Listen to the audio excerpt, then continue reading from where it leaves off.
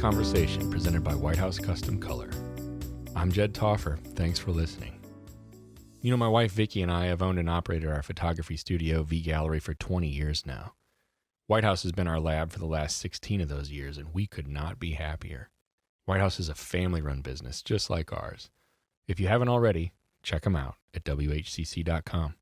And if you want to drop me a line, feel free to email me at jed@WHCC.com. The story goes that at one point, somebody asked Eric Clapton what it felt like to be the greatest guitar player in the world.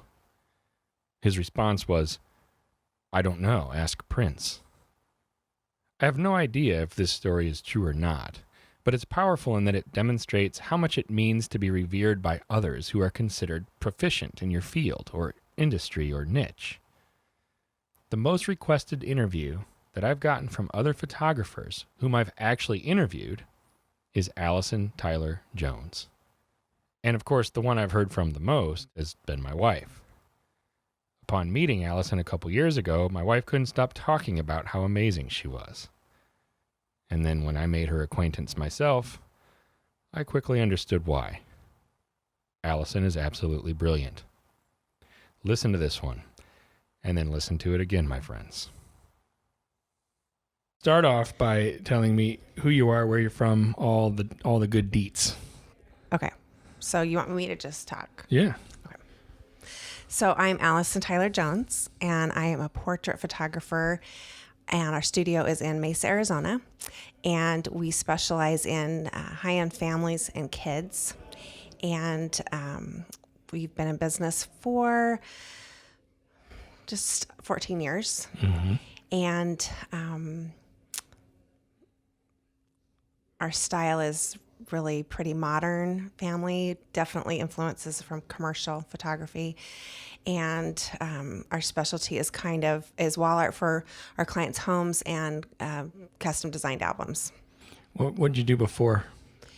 I had a scrapbooking store, actually, for 12 years, retail store. Yeah, we were your own business. Yeah, we were the first scrapbooking store outside of Utah.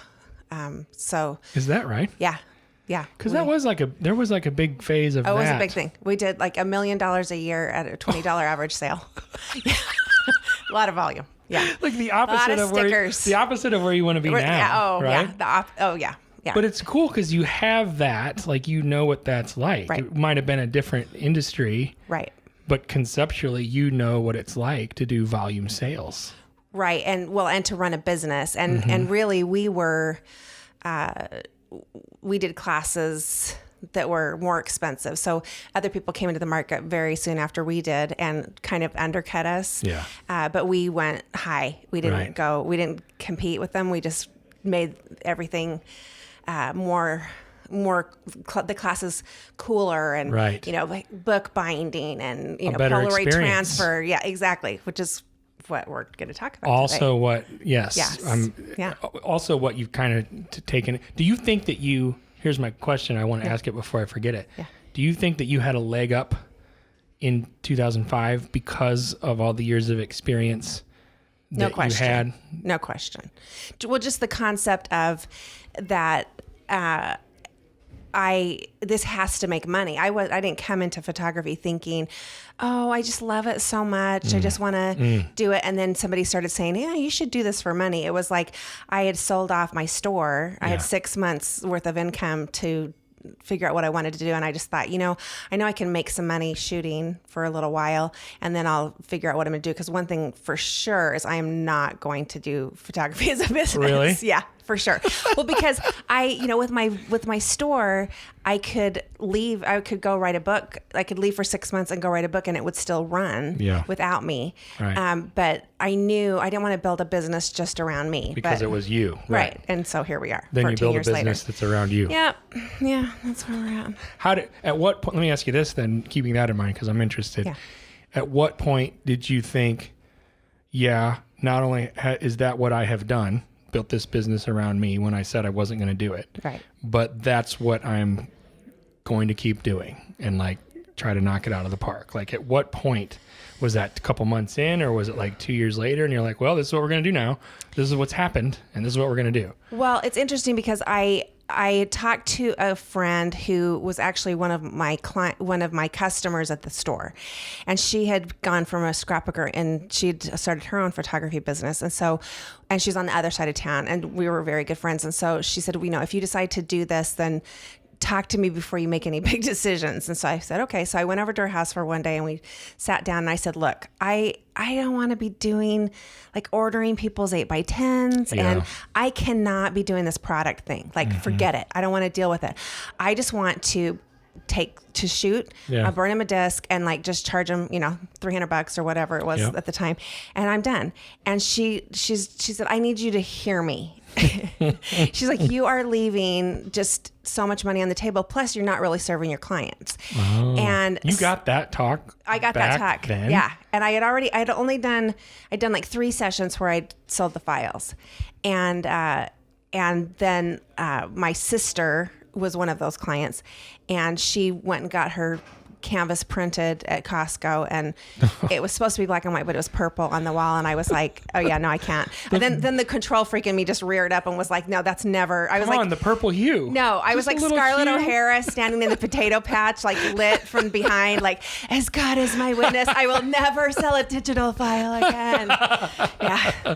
The control was now going to leave your hands. The control was not. That. No, I was like, there is no way. This is like. So then it was like, well, okay, if I'm going to do this, then I'm going to take control. Then, and really it was born out of frustration too. Like, if I'm going to leave my house and play with your precious in the park and cajole your kid who's a brat, and as all kids are, because mine are from hell too. Right. Yeah, totally, all of them. They're all. If I'm going to go rather than taking time with my own brats, then there needs to be a fair exchange of value here. Right. And you need to get paid, essentially. Right. Because so I had come from a business standpoint. Right. So even when I started my scrapbooking store, it was, this needs to be revenue generating, because I was at that time, I was the sole provider for my family. And now our business, my husband came into the business in 2013. So we're in the same situation. So this is not like I'm married to a hedge fund manager and I'm just having a good time over here. This is like 100%. Your eggs are in this basket. All of it. 100%. The ATJ basket. Yeah. That's where they're at. That's right. I'm intrigued in that. Who is this angel of a person that in 2005, you don't have to tell me who it is, but I'm just more like really dumbfounded that you found somebody back then that took the time to pull you to the side and to give you such incredible advice. I know. I mean, she is an angel. Half the people back then were still in this transition from film to digital, didn't know which way was up. Right. And you found a person that amongst all of that had the wisdom and the temerity to take you to side and say, hear me, and give you like the best advice that someone can give, in my opinion. Yeah. For sure. And so really what I did at that point is I kind of looked at how she had structured her business. And this was in a time when, so 2005, and that was where there was this forum called I Love Photography. And I think there was like so many women photographers that came out of that. Yeah. And everybody was doing like the session album and like, so there was this ILP, the ILP forum. That was a big absolutely. deal. It was a big deal. And there's so many great photographers that have really good businesses that came out of that forum. It's interesting to me. So I kind of started with that model of like a session album and that sort of thing. And then I realized, because I had a previous business, that the things that I need to know are knowable. And there are people that have that information out there. And so I need to look and see who out there is doing what I want to do at the level that I want to do it. And I got to go talk to those people. So it's whether it's paying for a workshop, attending, a PPA, imaging, whatever. And then, but also, I also knew, because of 12 years of experience, that not everybody that's out there talking really knows what they're talking about. So you got to be careful. You got to look and say, okay, does that match up with standard, what I know about to be true about business practices, what I know about discerning. Profit and margin and all of these things. Yeah. Right. So that really did help me to know that. Plus I had before I'd had my scrapbooking store, I'd worked in banking, and I had some really, really high level sales training, and I really loved sales. So, those were two things that really were helpful. You had like 4 legs up, not just a leg up. I really did. It was super helpful. Also, the other thing that stands out to me about you is that you're atypical or unique in the way that it sounds like you came in more interested in the business piece as opposed to the passionate, right-brained artist that only wants to create and shoot for their soul, et cetera, et cetera. Right. Not that there's anything wrong with that. Right. That's not a judgment, but it is an observation in that most of the people I talk to were so drawn to the art and the creative piece, and the business piece, if for those that last, 3 years, 5 years, 10 years down the road, comes later. Right. And you came in, I feel like, with that as the priority. Is that fair to say? Yes. Well, because I knew, because of the scrapbooking business, especially I started that out of my home, I had to make a switch there very early on, because I realized I am going to hate this. This is going to, if I can't make a living doing this, then I'm just going to do it as a hobby. Then I'm going to keep loving it. Right. But if I'm going to do it as a business, it has to pay. So it's kind of I think when we get into trouble when we say, oh, I want to do it as a business, but I'm really not about the money, then don't do it as a business. Do it. There are charitable organizations all over that need a lot of free pro bono work. That's true. And I'm not joking around. No, that's a real thing. No, it is. So and I just had this conversation with a woman who her husband does very well. She had ran a very successful business, photography studio, quit for a while to kind of raise her kids, and now she's coming back into it. And she's like, I feel really guilty because my husband does really well, and so I feel like I shouldn't be charging. And so I'm like, well, then just do it for free. Yeah. Then do it for free. Go help people out. She's like, well, no, I don't want to do it for free. I mean, they should be paying me. I'm like, well, okay, well then what is it? Right. So, I that's such a legitimate thing to ask when someone's in that position, right? I actually had someone come up to me that was in a very similar situation. Her husband had actually just retired, but they were set. They didn't, they had done everything right, and they were in good shape. And she was like, well, I don't know how much to charge for my fine art pieces. And I said, do you need money? And she's like, no, I don't need any money. And she goes, but it's fine art. I have to charge something. And I said, go the other way and jack it up really, really high so that when you sell something, it's awesome. Yeah. You don't need to sell a piece every other day or a piece a week. Yes. Let's say you just sell one a month or one a quarter for like 30x what you were going to. It's fine art, right? It wasn't. These weren't portraits. These were like landscapes and fun things that she did. I went the other way, and it was almost like she had never even considered something like that. So I could not, you and I could be related, because I could not agree with you more. So when I talk to somebody in that situation, I'm like, okay, so you of all people who do not have all eggs in one basket, who I said, if you don't shoot, you're not going to die. You're not going to be on the street not eating, unlike Still myself. Right.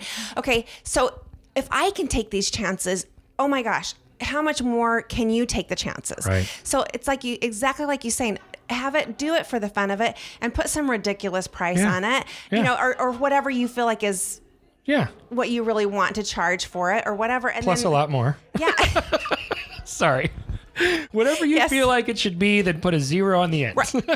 and then see what happens. Like you have nothing to lose. Because what a blessed piece, what a blessed place to be. Right. Like, that's so awesome. Yeah. What about now? Let's pivot on that. Let's do. And go to what I think you really need to say or should say or want to say. What about the people that are in more of your position? Meaning? They need to charge appropriately, and they need to be profitable because they use that money to pay for electricity, to pay for their car bill, to pay for their mortgage, to pay for their food. Right. Okay. So I don't really actually think it's different. And so you're joking about like tack on a 0. You kind of just blew my mind. You kind of just blew my mind there a little bit. I don't think it's different. I thought it was all going to just change. I don't think it's different. I think it's exactly the same because, and here's why, is that let's take the example of the gal that is married to the hedge fund manager, doesn't need money.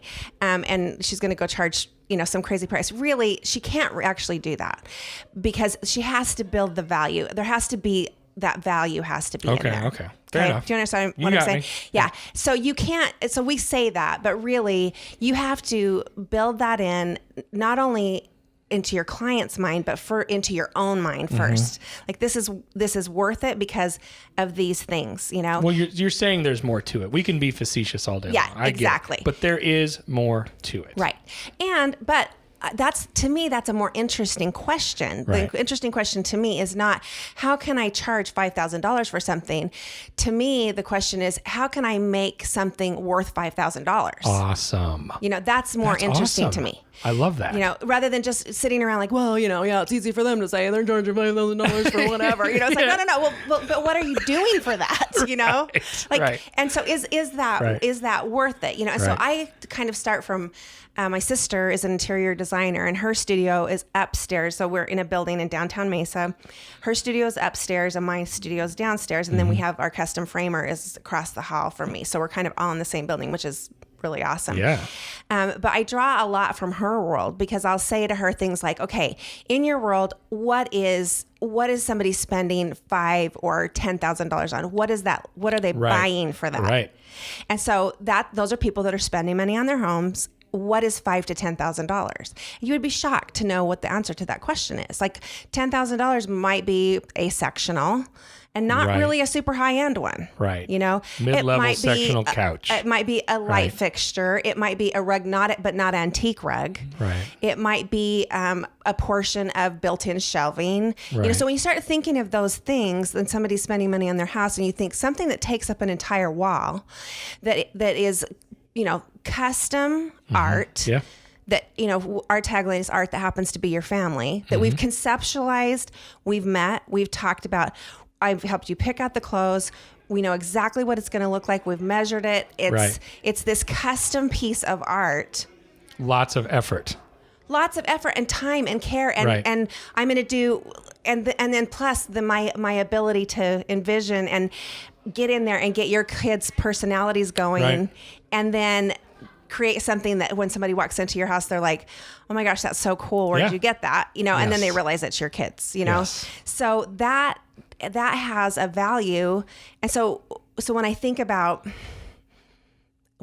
that, then that's a more interesting question to me rather than just how can I charge more? How can I get higher prices? It's like, well, how do I make what's worth it to my client? Right. How can I make it worth it to my client? What would I spend $5,000 for? What would I spend $10,000 for? Well, now you brought that up because that's where I was going to go. That's where I've been going in my mind. In that, at what point do you have to start looking at things through a lens that is not your own? Like I know what I would spend $5,000 on or $10,000 on. It's not extra shelving because I'm not in that bracket, right? So at what point do you have to look at it maybe from a more pragmatic standpoint and say, I have to start looking at things the way that these really super high-end clients look at, you know, and they pull up in a $240,000 car, right? That I probably will never have, and I'm fine with. Yeah. But I don't see the world the same way that these people do. Right. So at what point do you have to switch and maybe like bump things up even higher if that's where you want to go? Right. Well, and you've heard this before, but sometimes it's not how much money they have, it's what they value. Right. You know, truly. Yes. You know, because I have had waitresses that have saved, they come to me every 5 years because it takes them that long to save in between. Yep. Yeah. And because they value it that much. And I've had people that are driving that $250,000 car that come in and are like, you know, I can't believe your prices are so high. I'm not even going to use you, you know? So it doesn't, you know, and my sister, you know, she designs houses, you know, 40,000 square foot houses for billionaires.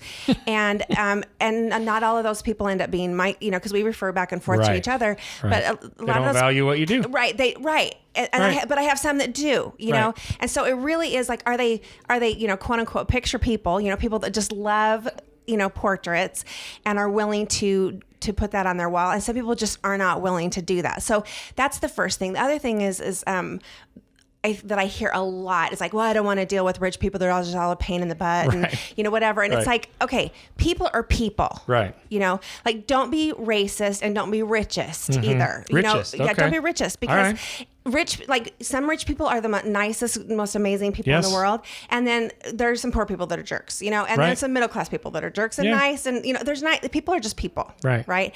So if you put that in your mind, I think we have to kind of overcome our upbringing, whether we were middle class or you're raised poor or whatever, and you think, well, I would never spend that.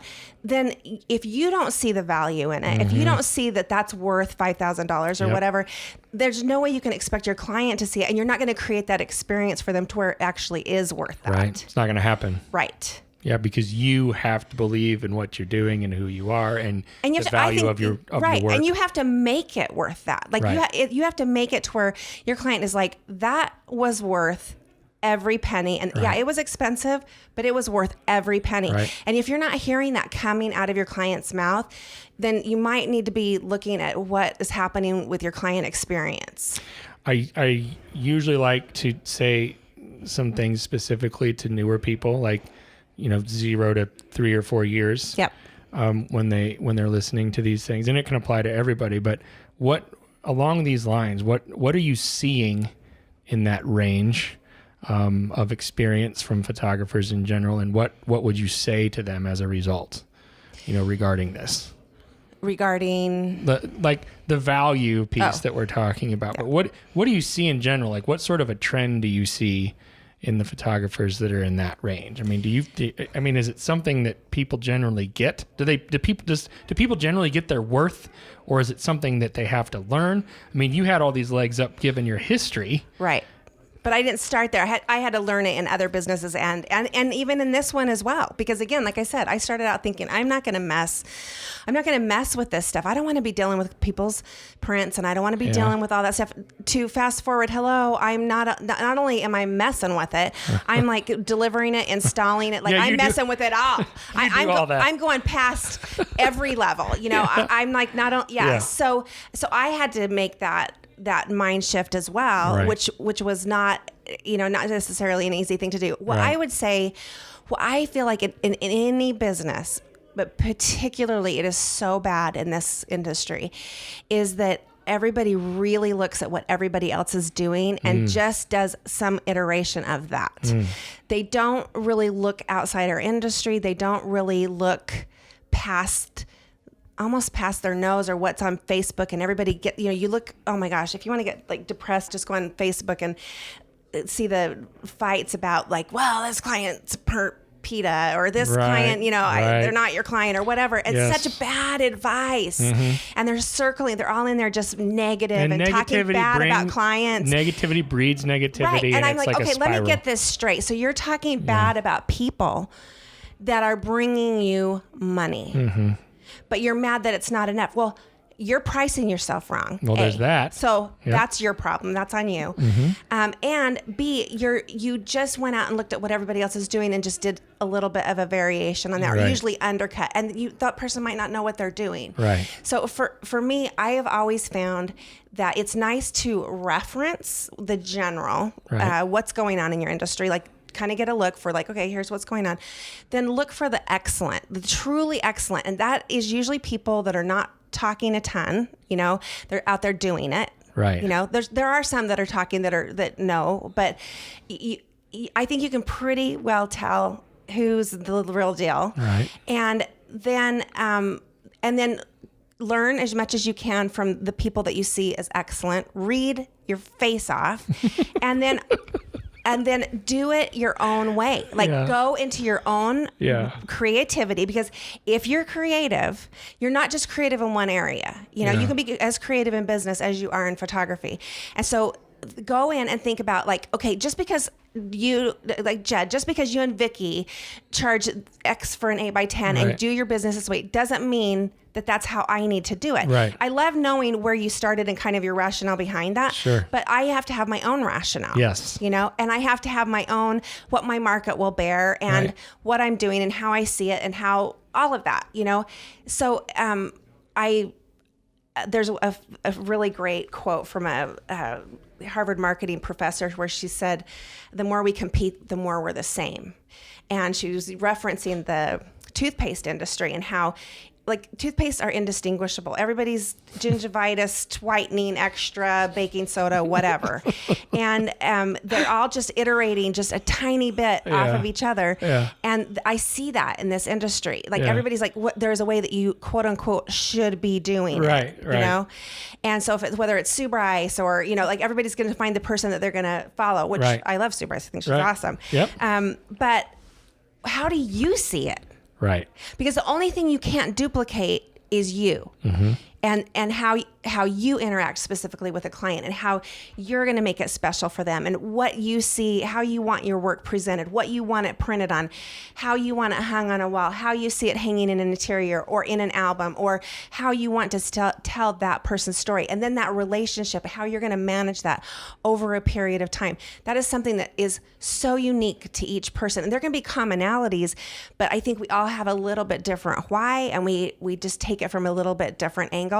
And we're also worried that we're doing it wrong, you know, or that we're not doing it how so-and-so is doing it. But it doesn't matter. Just put your head down, get off freaking Facebook and go make some money. How important is the why? You mentioned we all have a different why. Yes. And I've been thinking about that recently more and more for various reasons. Yes. How important is that for you? Your why? I think it's very important. I mean, for me, I created kind of what my why, I guess, is more of a filter. You know, I just have created that there's certain things, for me, it's art. I want my work to be art.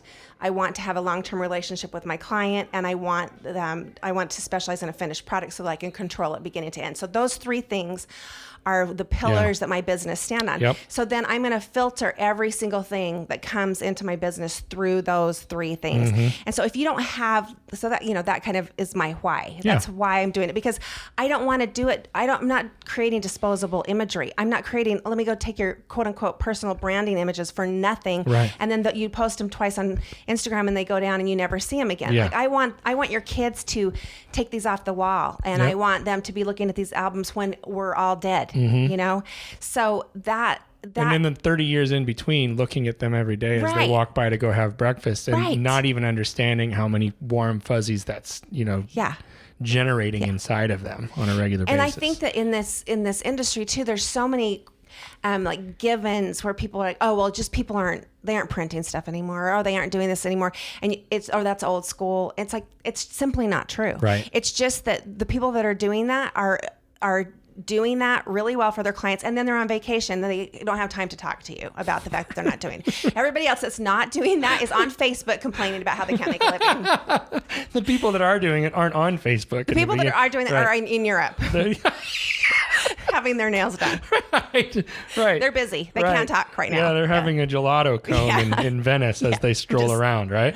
And I'm being a brat, but really, well, you know, you're making a point though. Yeah. Right? Like, we're both brats. I understand that. But again, you take the facetious piece out of what we're saying and some of the sarcasm out of what we're saying, and there's a really strong point there to be made. What do you think stops people? Fear. Yeah. Fear that you're not good enough. Fear that you're not whatever, fill in the blank, enough. I'm not smart enough. I'm not talented enough. I don't know enough about business. The thing is, you know, one of my favorite books is The 9 Lies That Are Sabotaging Your Business, or something like that. I can't remember exactly what it is, but I'll get it to you. And he says that it's not the how-to that's the problem in business. It's the want-to. If you have a weak want-to, exaggerates all the external things, the economy, other photographers, the competition, right? So a weak want-to. If you want to do it, if you're like, I don't care what it takes. Right. I am going to make a success of this business. I don't care what my mom says. I don't care what my husband says. I don't care what my brother, everybody else has said that I'd be a failure. I am going to make it in this business. That information is out there. The how-to is out there. The how-to is not the problem. It's the want-to. But if you don't have a strong want-to, like, I'm going to do this, then it's just a big excuse. You can, everything. I mean, I could find 20 excuses before I even get out of bed in the morning. Everything becomes a crutch. Everything becomes an excuse. Right. And that's true of anything that you want to do, whether it's getting in shape, whether it's, I mean, think of it like the areas in your life, you know, I think of the areas in my life where I'm weak that I can give myself excuses on. It's because my want to is weak. The how-to's out there. We know how to do. I mean, it's all on YouTube, basically. And that's true. Yes. Is it the fear that weakens your want to? Is that it? But it exaggerates. A weak want to exaggerates, I think, your fear as well. So it's like a downward circular spiral. If you can marinate in, I'm just not good enough. Oh my gosh, you're totally off the hook from stepping up and saying, you know what, I'm going to do my very best on this shoot. I'm going to walk into a room and I'm going to show you my very best at this time. Knowing that I'm going to be a better photographer next time, and I'm never happy with what I'm doing ever. Okay. You're never happy with what you're doing because your critical eye will always exceed your current ability. That's just the way it is. I like that. Always. I like that. But I'm going to walk in and I'm going to have a plan for this client. I'm going to take care of her. She's going to bring her kids in. We're going to have music playing. I'm going to make these amazing images of her kids, of their personalities. And then I'm going to show her how they should go on her wall. Her house is going to look amazing. And then we're going to exchange value for that. And I'm going to say, this is the price and this is what it's worth. And she's going to say, okay. Or, you know what? That's more than I can afford. Can we do them smaller? Sure. No problem. Right. And we're respecting each other and we're having it's an amazing exchange of value. But it's and it's not that it's not scary. It's totally scary. Right. And anytime you change your prices, anytime you change your product lineup, anytime you do anything that you feel like is going to be, rock the boat. That's going to rock the boat. We're all going to be living in a van down by the river if we can afford the van. We're probably going to be in a cardboard box eating government cheese that White House threw off the side of the road. We're going to be living in our old White House boxes. Like we're going to make a little tent. But you know what? To that end, the worst case scenario is in the situation that you were just describing. Let's say that you do all that with a great attitude, which isn't as act of will. Yes, right. And then it goes south. Yep. The big piece is getting back on the horse and choosing by an act of will to have a good attitude for the next session. Right. But here's the thing. You can look at it. Let's say that it didn't go well. Let's say that what in your world, what is not going well? So give me an example of that, like what you're hearing out there for people who are saying things didn't go well. They complained about this, that, and the other thing. It was price. We couldn't work something out, and they spend $300. Yeah, or left without finalizing. I'll get back to you. That's usually really common too. I'll get back to you, and then whatever. Yeah. So again, rather than getting on Facebook and complaining about how this person, and having all of the people on Facebook, pat your little back and say, oh, well, they just weren't your client, that witch, that idiot. She was so stupid. She just didn't get the value of how great you are. It's like, okay, close the Facebook. Sorry, Mark Zuckerberg, just close it. He'll be all right. Okay, close it and go, okay, where did I go wrong? Yeah. And I can always trace it back. Right. Me, 100%, I can trace it back to there was something I didn't do in the consultation. Yeah. There was something I did not either disclose or let them know ahead of time to expect or manage their expectations in some way. Or if I didn't tell them, or I did not listen closely enough to what they were saying, things like, look, all I want is just the family picture. And I shot for 3 hours and gave them too many images and overwhelmed them. Right. So there's all those things that we know that can sabotage that situation. But because to me, it's so much more empowering to know if I have the control, if it was my fault, I can fix it. Right. But if it's external, if I externalize all that and it's all out of my control, nothing I can do, then I'm just going to sit and be so happy that everybody's just going to pat me on the back on Facebook and how hard my life is. Well, so to some degree, you're doing yourself a huge disservice by giving up a lot of power that in reality you actually have. Right. Is that right? Does that make sense? Well, yeah. And the thing is we're responsible for everything. If your client shows up wearing rugby stripes on her chubby bum, even though you did a total consultation, even though you told her to wear solids, still on you. You better know how to use a lens, and you better know how to pose her and light her so that she looks like Kate Moss. You better have that figured out. Yeah. And so and commensurate with that is the ability and the talent and the knowledge to make that happen. That's why they're paying us. Yes. Because they don't need us. They have a phone. They don't need us for images for their kids. And I think that's another part, is that so many of these excuses, well, I feel bad. I want everybody to have my work, and not everybody can afford me, or people are just jerks or whatever. These are all just, at the bottom of all of that is just fear. You don't want to stand up and take responsibility and say, this is what I do. This is how I do it. This is the process. This is where we're going to run you through our filter.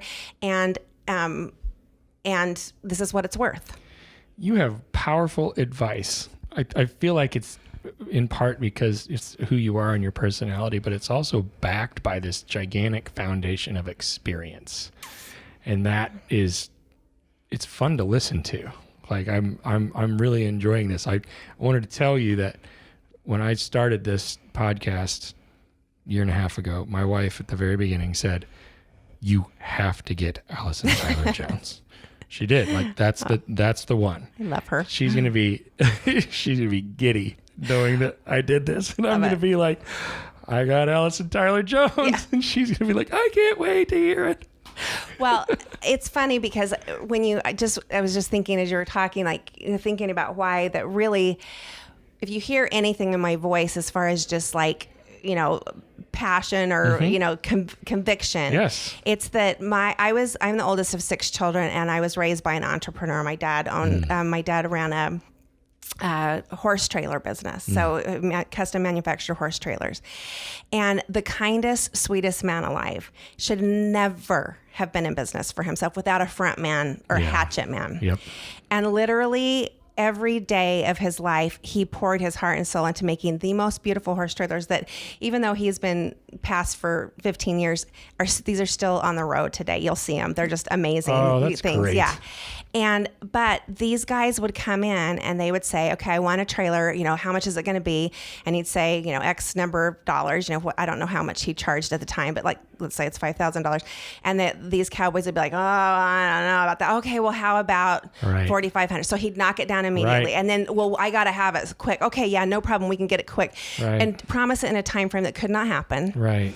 Then they'd show up in the time frame that it could not happen, knowing that it could not happen, get him to knock more off of it. Another discount. He works around the clock, not seeing us, not seeing his kids. I mean, I didn't see my dad a ton because he was working all the time. Every vacation was delayed because dad had to get a trailer out, right?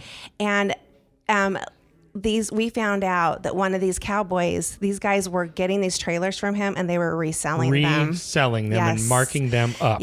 Yep, because they could get them so cheap. And so knowing that, like when I think about that and I see photographers get, imaging and different things, and I see they're so excited and their work is good and they kill themselves. The pieces of their soul are hanging on their clients' walls. They're doing this great work, amazing work, and they're just being beaten into the ground. Not because the clients are jerks, but because they simply will not stand up and say, this is what I do, this is how I do it, and this is what it's worth. Right. They just won't do that. Or they don't feel like they can because of fear or whatever. So I would say there's just some people that really should not be in business for themselves. And if you're one of those people, then this could be a tough love moment. Go find a job and work for somebody who's really, really great and you can shoot all day long, or own the fact that you need to figure out how. Get somebody in. You get your want to. Get your want to in check. Like I'm going to do this. And no matter what it takes, I'm going to do it. Yeah. And I kind of came to that place different times in my career of like, if this doesn't work the way I want to do it, I'll just go clean houses for a living. Right. Because that's easier. It takes way less time. It is You know easier. what I mean? And there's a less barrier, for problems. Yeah. So that to me is just like, I think of my dad whenever all these times that I've come up against, like, this is what the price really needs to be because we added framing and we made this more expensive and we made this part really, really cool. Oh my gosh, nobody's going to do it. And I'm just like, Dad. And so I just don't want to see anybody else go through that. And you can think to yourself, knowing what you know now, looking back and wonder, man, what if my dad had a good sales team?